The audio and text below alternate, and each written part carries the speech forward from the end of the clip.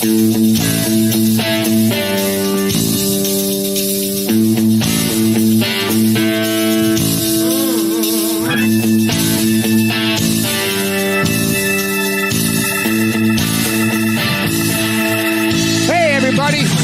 to another edition of the American Car Classics radio program, podcast. Everywhere you tune in to a podcast, you can find us right there. Just looking it up, American Car Classics. I'm Kenny Schofield, and with me is Bryce Shanka, of course, always our producer. On the phone today, I'm super excited to say that I've got a friend of the show, previous guest, and a friend of mine, Mr. James Redman. James, good afternoon. Good afternoon, Kenny and Bryce. Thanks for having me back on again. Right on. It's been a while, but and we do talk Facebook stuff and all. You live in Vero, I live in Brevard County, not too far away, but our lives are both busy, and we do get to see each other in about a week from now. I think I'm going to be arriving on Wednesday, the 11th, to the Chattanooga Motorcar Festival in, of course, Chattanooga, Tennessee. I believe pre-show you said you were going to be flying out on Monday. Is that right? That's right. I'm flying up there on Monday, putting all the final pieces in place. We're doing our Targa 66 track event there at the Motorcar Festival, the first year for us. We'll be loading in on Thursday, running on the track Friday and Saturday. Yeah, that is 2 full days of racing, and you've got, I've been to the track, so I know that it gets packed up with a lot. Do you have a good attendance lined up already, a good amount of people ready to race? Yeah, we do. It's not a huge attendance. There's a lot going on that time of year. It's the same weekend as Petit Le Mans, but over at Road Atlanta, we do have some great cars, some great drivers, and also for the on-track action this year, we are having the Ragtime Racers crew, which are the, I want to say pre-war, but it's cars from the early 1900s. We've got about 20 of those that'll be on the track. Yeah, those are Corky Coker's guys, Good Charlie's Garage, a lot of them. And those cars are old brassies. Exactly. Super awesome to watch when they go. And these guys, when you bring that up, they are full uniform, full fledgling out of the time frame. You really feel that you're there. They're working on the cars. We asked them because we're gearheads and car guys. You have to make parts for this. They said, absolutely, you have to make the parts for these. So, exactly, yeah.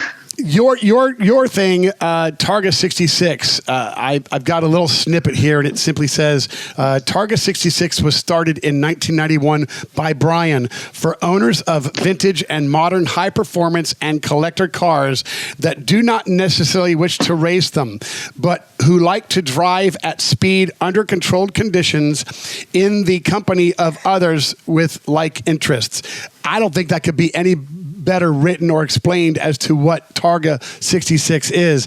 1991, I didn't know you'd been doing it this long. How's it going? It's good, yeah. This is our 32nd year, and as I said, this is the first time in Chattanooga. Byron, the event organizer and mastermind, invited us along. The last couple of years it has been racing, but we thought that Targa, where people can just enjoy the cars without the pressure of racing, would be a better fit for this festival. And in fact, this track for this year, for next weekend, is all on private property now. We're not actually using the public streets, but it's a wonderful 2-mile track.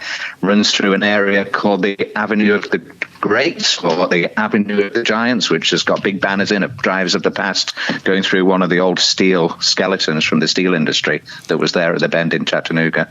Yeah, Chattanooga is a beautiful town, and Byron DeFore, he is the creator of all this, the mastermind, the madman, however he is, of all of this. He has done so much with downtown Chattanooga, and he has some great foundations there and works with the neurological hospital there on dementia and stuff, and does so much with what he has to do. He has brought in Mecum auctions last year and this year. I do know that the first year we went, James, that is when I met you personally, yep. and your dad and so many people. Man, I don't even know if I could get the whole list off of everybody went. It was such a big, and it's just grown. But the racing was done on the city streets, and it was more a run down the river, turn around and come back. And I believe the second year was even the same way, but they did do changes. But to get this track built on private property, it opened the door to so much more than what they had. And I think that it just has, every year, I believe it's just going to be a bigger and better event. Do you know what weather's going to be like or anything? Have you done any kind of? We had a conference call earlier this week, and we all decided nobody's checking the weather. There's nothing we can do about it anyway. So I guess I'm sure it'll be great. It's it's the fall in Chattanooga. It's going to be cooler at night than it is here in Vero. That's for sure. Yeah, and driving up, I'm getting to drive up in my 70 Nova, and we love to watch the changing of the leaves as we go. And sometimes we catch it in South Carolina. Sometimes you're in Tennessee before you do. But that's so beautiful. Yeah, so a little bit about the 32 years. This is held down where you say this is the first time in Chattanooga, but it is. You've always just been in Florida. Well, we have. We started actually with two events, one at Roebling Road Raceway, which is a great little track in Savannah, Georgia. Okay. And then we also did the Palm Beach track. Back then it was, of course, called Moroso. And we did one or two events up at Summit Point Raceway in Virginia. So, yes, it was two events primarily, and then when we had all the big storms here in Vero and in the southeast, all the hurricanes, we just focused on Florida. There's a few things for that. It's the weather in the fall, of course, can be a bit risky. Yeah. Our Florida event is in February. But also these days, as you probably know, Kenny, there's so many ways for people to get on the racetrack with all sorts of different track day groups. And so by the end of the year, a lot of people have spent all the money or worn the cars out. So our main event, our main focus, besides Chattanooga, is February. And we are now at Homestead Motor Speedway, Miami. Wow. Now that PBIR is shut down. So we did that this past February. It was absolutely fantastic. Okay.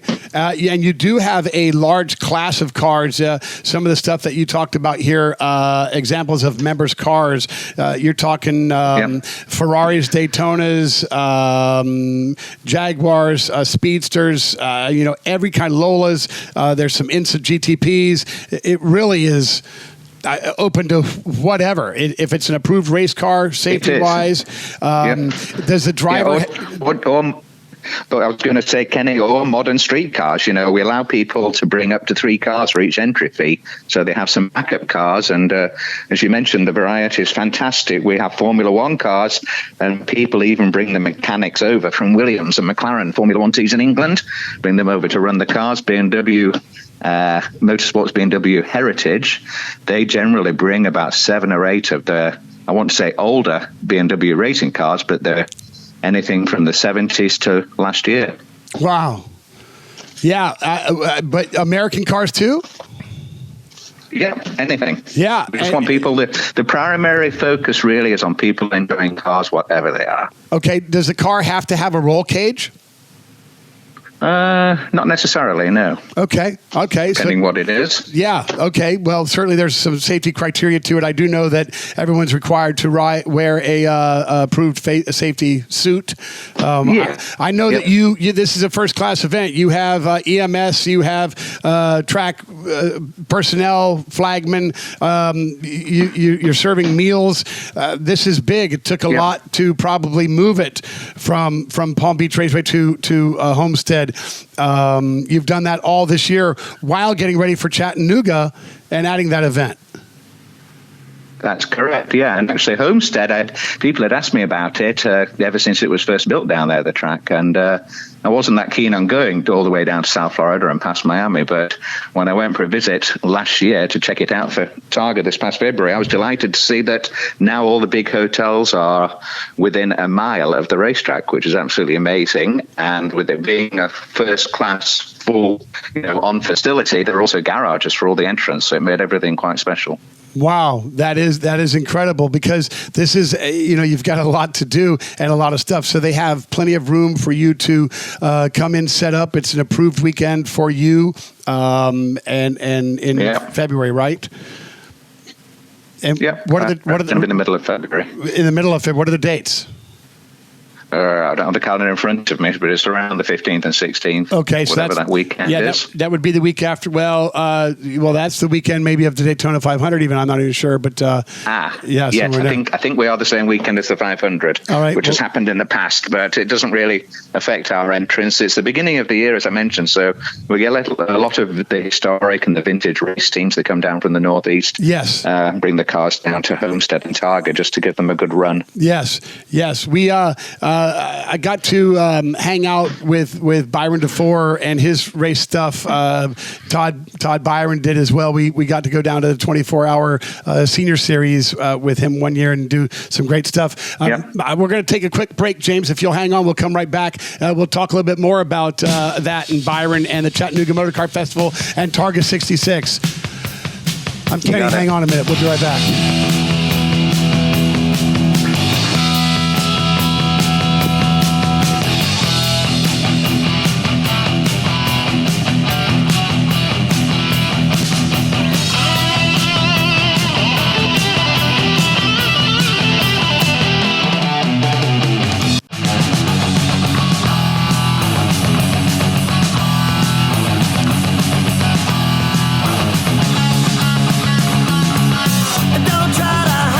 Welcome back, everybody. I'm Kenny with the American Car Classics radio program. On the phone with us, James Redman. I appreciate him so much for giving us some time and information on everything that's been going on in his world, the world of James Redman. I get to see some beautiful photos of some beach shots from you on sunrises. I don't have the same beach shots, but the sunrises we get to enjoy and appreciate, James, they are beautiful, aren't they? Well, thank you. Yeah, about 5 years ago, unfortunately, I got a blood infection, which destroyed the valves in my heart. So I had open heart surgery and 2 mechanical valves put in. And to get inspired to get up in the morning and exercise, I would go out to the beach every day for the sunrise. So that's the reason for all those photographs. Wow. I'm sorry to hear that, and I did not know about that. That's okay. Injury of any kind is never good when it changes your life and all that. Your dad, Brian Redman, I talked about him for a couple minutes, if you will. The Targa 66 program was started by him. It's got his name on it, but you, James, I believe, and I don't know this for a fact, but I believe that you probably are the heart and soul of this operation. Am I fair to say that? Yeah, I pretty much run it all. We have a friend who does the registration of the drivers. And by having a small team like this, it makes it all very straightforward for the entrants. If they have any questions, they can just give me a call. So, yes, I do the majority of the work on it. And we've got Dad there as the figurehead. Yeah, you say give him a call. Look, on the front of our shop here is my cell phone number, but you've got your cell phone number right there on the page for everybody to call with a question, not just an email address or anything. You are in touch with everyone doing this. It is a family affair, I would imagine, right? It's a lot of the same people, same faces. You get some new people that come in and all of that, but there is that staple, I'm sure, of people. There is, yes. I mean, we've been around, obviously, this has been around 30 years. So even besides Targa, we've been around the historic and the vintage racing world for 30-something years. And as you said, they're all become family and a lot of familiar friends and faces. Yeah, your dad had a severe injury. I read an article at some point that he was injured. I guess a car rolled and he suffered a broken pelvis and neck. Yeah, that one was actually the last of 3 bad accidents that he had. That one was when they changed the series called Formula 5000, which was the open wheel series with big Chevy engines, changed it into something called Can-Am. And at the first race, it got pole position. They decided to adjust the front wing a little bit, and at San Chavit in Canada, it went up in the air about 60 feet, came down upside down, broke the roll bar, his skull broke C1, bruised his brain, scratched his spinal cord, split his sternum, shoulders, collarbones, ribs, and when the ambulance got to the car, his heart had stopped. But they got it fired back up, and the funny story he always likes telling is that on the way to the ambulance, it ended up in the ditch. Yeah, the ambulance blew a tire, I think, or something on the way to the hospital, and it slowed him down. But he healed good, but this was his last. That was the one that kind of sidelined him from professional racing. No, I meant it was his last accident where he's severely injured. He carried on. In fact, the next race back, you'll be familiar with, the very next race, about 8 or 9 months later, was Sebring, the 12-hour race, and he managed to find a drive just to see if he could still do it, and he ended up winning. Yeah, that's correct. That is right. So. Wow. Now, that is a bold choice. If your body's sore, you're healing, and you're going to put yourself onto the track at Sebring, where the bumps are notorious. That's right. And it's said that 12 hours on Sebring is the same as 24 hours at Daytona. Wow. Physically. Exactly.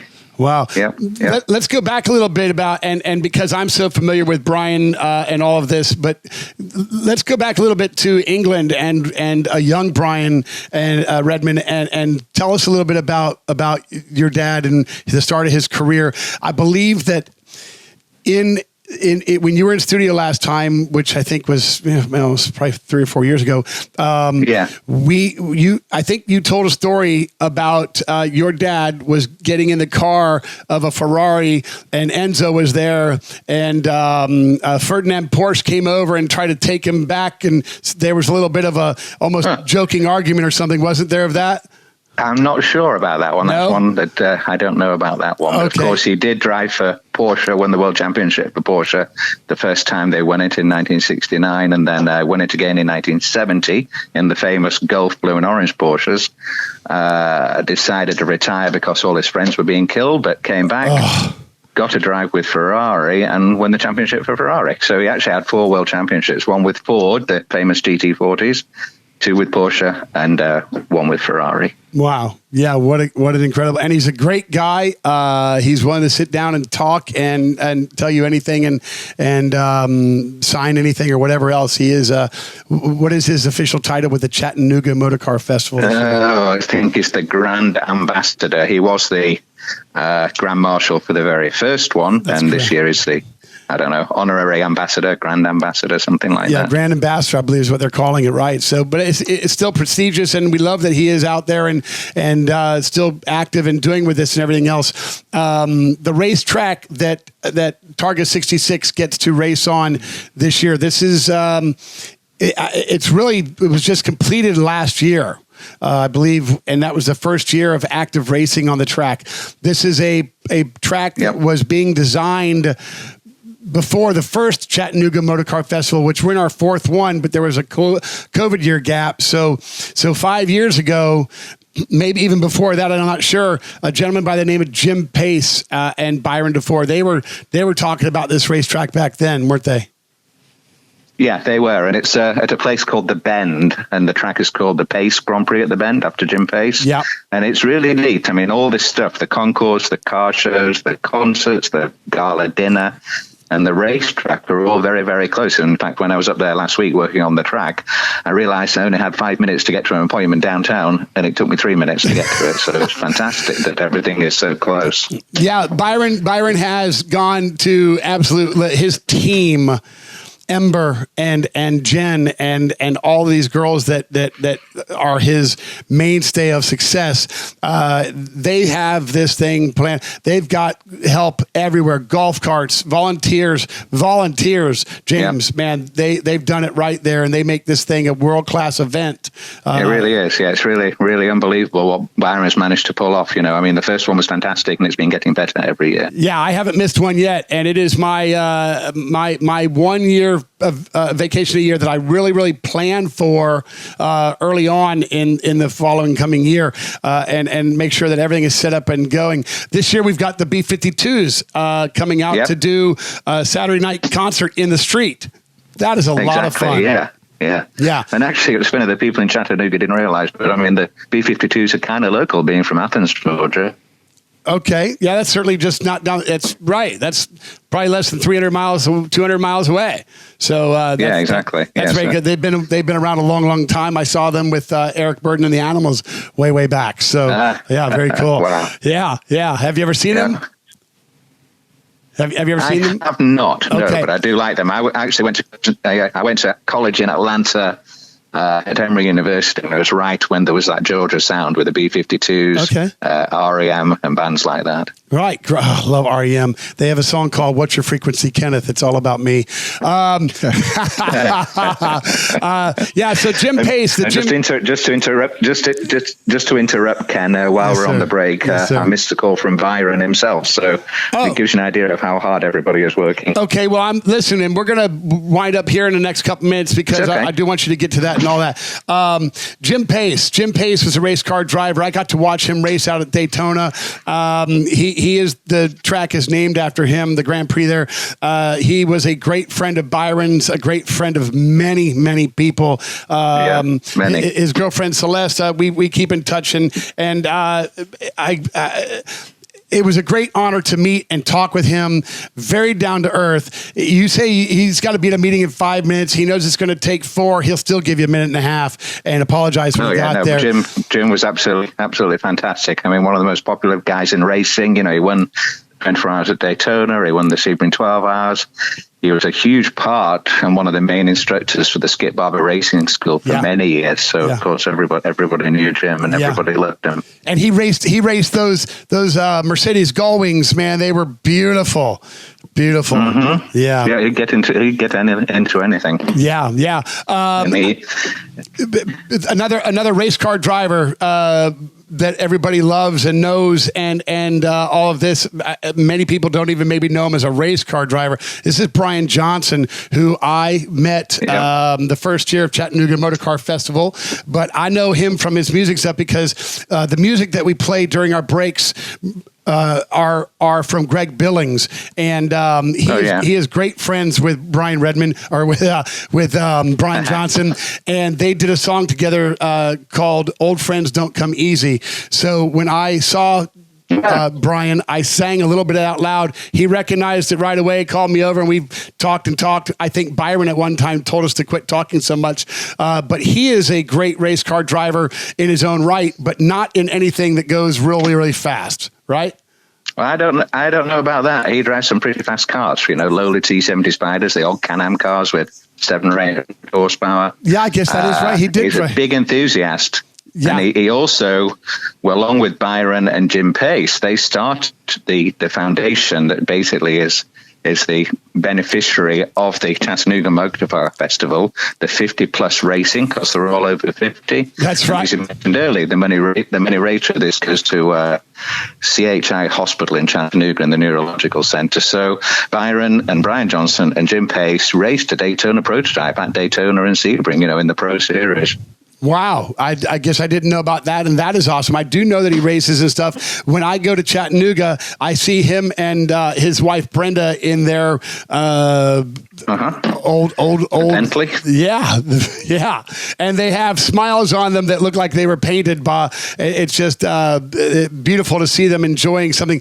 I love thinking that there are race cars that you don't have to do 100 and something in a corner on to still love and enjoy. No, I try and tell people that all the time. You know, something with this famous racing driver once said, a young racing driver said, I want to drive something with the biggest steering wheel and the narrowest, skinniest tires. And you're right. You can have just as much, if not more, fun in a car with a very low grip and low horsepower than in something big and powerful. Yeah, I've gotten to watch a lot of these kids that are in go-karts now, and the camera views, of course, are about 12 inches off the ground. So you really get this perspective of a tire bouncing in a corner or the sidewall folding under in a corner when it's hooking. But on these wooden wheels and these old cars that you know are held together and stuff, and the radiators are smoking and the oil's leaking, and if it's not leaking oil, it's out of oil. But yeah, to go 35 or 40 miles around a corner, you know, that's exciting. It's exciting. It is. Yeah, it is definitely. Yeah. And it's great because you can see the drivers in there, you know, elbows and something, I won't say what, but elbows are going up and down. You know, you can see how hard they're working in the car. Yes, sir. And like Bryce said earlier about the condition of a track, it really does affect what you're driving and how long and all that stuff. Mm-hmm. Back to Targa 66. Yeah. James, you said here that you've there are 3 groups. The first one is of high performance cars, Indy, IMSA, Ferrari, Ford GT40s, stuff like that. The second one is described as this: cars of a lower performance or owners who wish to drive at a more moderate pace. Yep. that is what attracted me, because I'm not out to try to set a record or see if I can push the envelope or any of that stuff. I'm 57. I've got a job I got to come to Monday. So for me to go out on a track where I knew there was controlled racing and you didn't have to duck or dive or anything around something, but that your group got to go out and y'all were just enthusiasts of the same mindset, and like we said, that you get to just enjoy yourself. You're going down US 1 where we live, and the speed limit's 55, but we're doing 75 maybe, and we know it's not right or safe, but we're trying to have fun where we can. So you give this guy, the car enthusiast, a place to go that's safe and fun. And affordable. That's correct. Yeah, exactly. It is. It's relatively affordable when you look at everything that you get for it. I mean, people can go racing for less money, but racing you get much less track time and much more risk of danger. Accidents and things. Listen, for what you offer, and I don't know that this is the same. Chattanooga, I think, is a $2,000 per person. That's correct, yeah. And for that entry, you actually can bring, as I mentioned earlier, 3 cars. And 2 family members can drive. And we started the 2 family member 3-car thing because there'd often be a husband and wife, and they'd want to share a car or bring an extra car, or a father and son, father and daughter. Yeah, so we wanted it to be all inclusive. Yeah, I met a father and daughter there last year. They were having so much fun, and she was learning so much from him. And this year, she said, I felt like I was really on my own to do it the way I thought I could. But there's a mom and maybe even another sister or brother. And so it's not just the 3 cars and the 2 racers. You've got 5 full passes to all of the events, including for Chattanooga. It is definitely. Yes. Yeah. Including the concert too. And last, I'm going to do this. The Concours d'Elegance that Byron puts on there. James, this is world class, huh? It really is. It really is. I mean, there's cars from all over North America, and even some coming over from Europe. I mean, it's out of this world. It's not my main focus, the concourse side of things, doing the track stuff, but the people that do it do an amazing job. I mean, they, as you said earlier, they bring people in to work it, the judges they bring in. I mean, it's experts in their field, the Ferrari group, the Porsche group. It's the best of the best. It really is. Yeah. I see people coming in and high name people and all the casual people of Chattanooga and around that get to come in. And I know that we are so proud to come up from Florida and support it and to be able to support Targa 66 and the whole Redman family and everything else. I'm going to go and let you get back to Byron, and I'm going to say thank you so much, James. Oh, you're welcome. I just want to get one last thing in, Kenny, as we keep mentioning Byron. Byron is started driving at Targa, but is also a part-time resident of Vero Beach. He built several of the care homes here, including the new one there on US 1 across from the Mexican restaurant, El Rey. Yeah, that's right. And he recently refurbished what's the name of it? The hotel on Ocean Drive, right across from Waldo's, that little hotel. He's turned it into a boutique hotel, and it's got one of his signature straw animals outside. I think it's the giraffe here. And if you remember, Kenny, you see all the stuffed or the straw elephants and things all around Chattanooga. So exactly. So there's a great connection between Vero Beach and the Chattanooga event. Okay, well, that's great to know. I just ate up at Waldo's before they started construction again, and I love to get out that way. I don't do it nearly enough, but I do know that he's a resident. When Todd was still working at the collision center doing that, Byron pulled in one day in his thing with his grandson, and here again, the thing. He's doing 42 miles an hour. James, he's got a smile from ear to ear, and the grandson's just loving it and everything else. So, he is a part-time resident, and Byron in his own right is a story for a whole nother day. So, make sure you let him know that we here in Florida are excited and get ready to come up, and that we can't wait to see him and go through his incredible event. And James, I'm so happy that Targa 66 is doing this, the commitment you've made, the work you've put into it. I've been talking to you the last few months, and you've been jet setting back and forth doing planning and building. So, don't sell yourself short on the amount. $2,000 to do what you're doing, have this kind of controlled fun and bring into everything else that you've got. It is pennies on the dollar cheap. So super proud to know you. That's very kind of you. Thank you.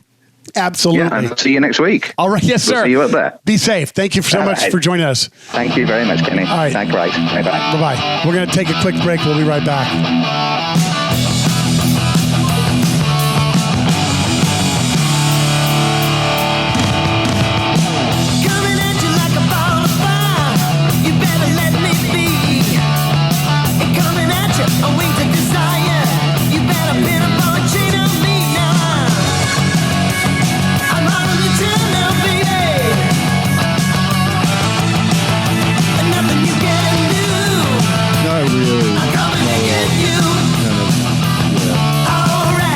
I'm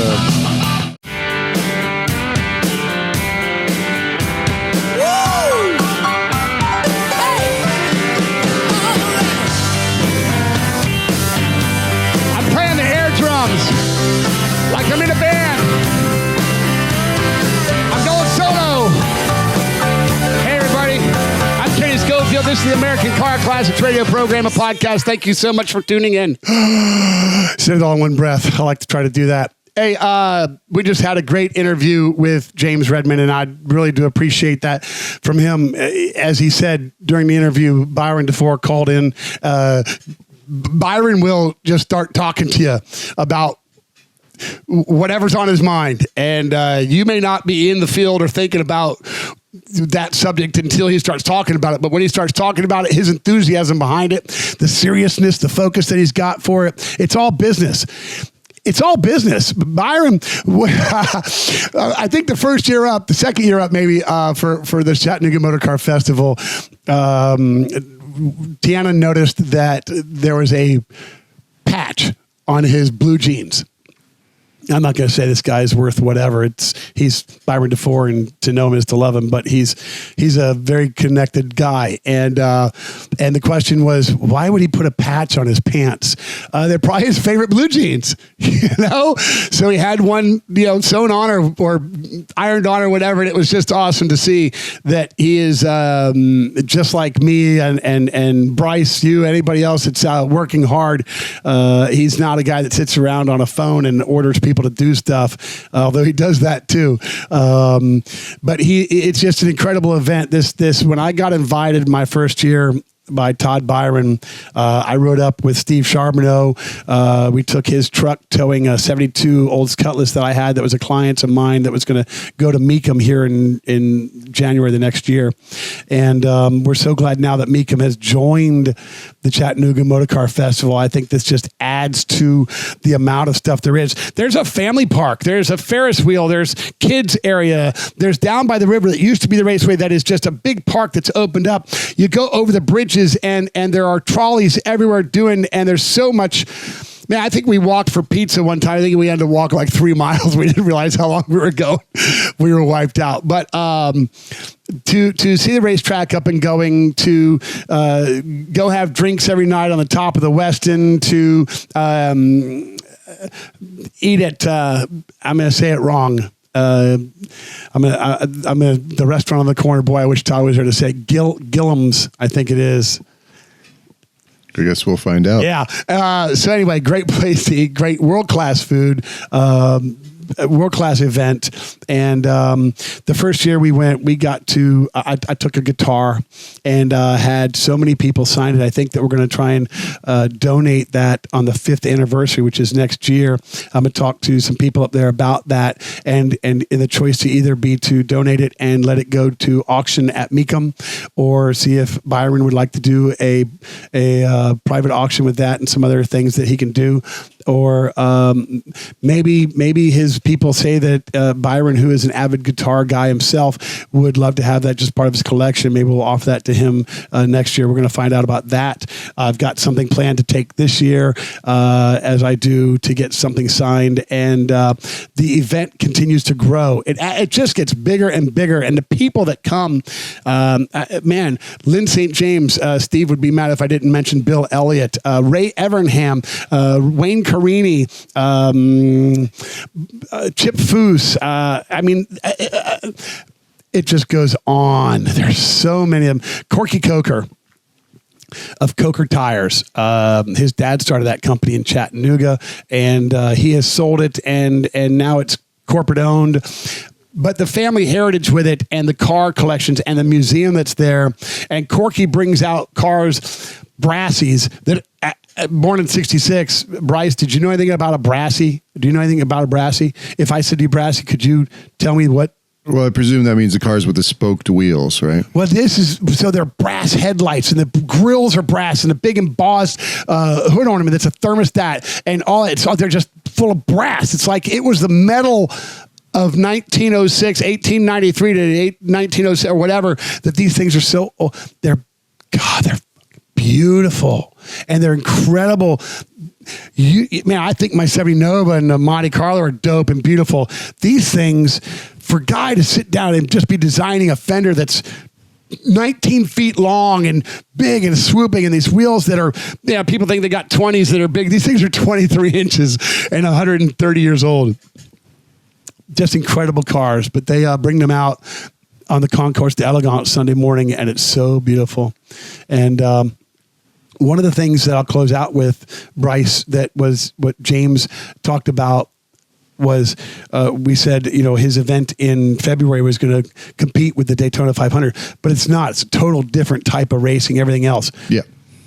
The Chattanooga event I'm going to next week. I'm driving the Nova up, and you are going to Georgia for that. Yeah, Road Atlanta is the final IMSA event of 2023. They do it every year. Petit Le Mans, so it's a 10-hour race. It starts just before noon, I think, and then by the end of the race, it's nighttime. It's fully dark. It's fun because what is it? Corners 6 and 7. I want to say. Don't shoot me if I'm wrong on that. At the far end of the track, it gets so dark, you can really see the brake rotors glowing. Every single car that goes through there and hits those two corners.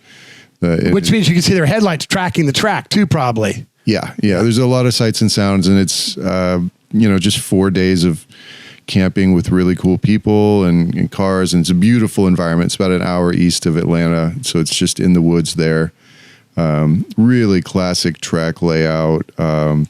Some spectacular turns, some really high-speed stuff. That final turn before the main straight, before the start-finish line, is one of the gnarliest things in all of racing, because you pretty much got to be flat, and it's downhill, and it's sweeping right-hander. And if you don't get that right, you're not going to... So it's not a hairpin, it's a fast corner. Correct. Okay. Yeah, downhill. Right, and that's the last corner they've got to pass on before, so they're going to come in hard. Yeah. They're going to hold the brake off as long as they can. They're going to push it, maybe even nose somebody if they get under them. That's how it goes. And you might imagine huge runoff area for that turn, too, because there's lots of things that go wrong. Why 10 hour? Do you know why that is? What the 10 hour spec on that is? As opposed to 12? I don't know. It's just meant to be, less than 24, I guess. Yeah. And so, but there's a lot of racing. They're doing I think they're doing, is it this year or next year? They got a lot of other racing series that are underneath them. They've got the GT4s that run in a separate race. So lots of really flashy cars, and it's far from any kind of city environment. So pretty much everybody's camping. And so you've got just all manners of people hanging out, enjoying each other's company, and you can camp anywhere you can find unclaimed space. So you got to get there on Wednesday morning. Love that. If you want a good... You haven't been before? No, I've been back in 2019. Okay. Yeah. You've been to what track in California? I was at Laguna Seca in California. Yeah. And I was also at the Long Beach Grand Prix, which was really amazing. You couldn't get more different between the Long Beach Grand Prix and the Petit Le Mans. Long Beach Grand Prix is right downtown Long Beach. It is city streets. There is no camping option. It's all, you got to find a place to stay or Airbnb or whatever. Right. And Long Beach is just a really neat little city. It's like a bubble in the giant LA blob. Well, then, have you been to the St. Pete Grand Prix yet? No. Okay. So I went to the inaugural one. I haven't been back since. So let's talk about you and I going out and covering that race and going to that next year. Yeah, that'd be great. That'd be great. We can stay. I got places to stay for free, so we're good. So, all right. Well, listen, we're going to get out of here. I haven't eaten dinner. I don't know what Bryce has done, but I know he looks a little bit hungry. So 772-584-1048. That's our phone number. Text us. Find us. I'm going to let Greg finish it out from here. Thank you.